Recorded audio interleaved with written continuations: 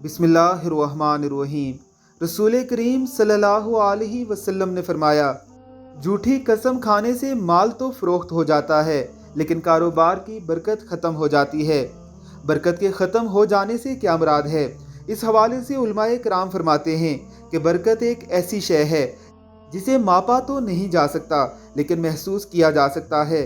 मिसाल के तौर पर एक शख्स ने झूठी कसम खाकर अपना माल फ़रोख्त किया और घर पहुंचने पर उसे मालूम हुआ उसकी बीवी, बहन, बेटी, माँ या बच्चों में से कोई सख्त बीमार है कि झूठी कसम से कमाई हुई सारी रकम भी लग जाएगी और इसका अपना पैसा भी इस बीमारी पर लग जाएगा। वो अशियाए खुर्दोनोश अपने घर में लेकर तो ज़रूर आएगा, लेकिन उनमें से बरकत उठ जाने के बायस वो जल्दी ख़त्म हो जाएंगी। वो अपने बीवी बच्चों के इलाज के लिए दवाइयाँ तो लाएगा, लेकिन दवाइयों में से असर ख़त्म कर दिया जाएगा।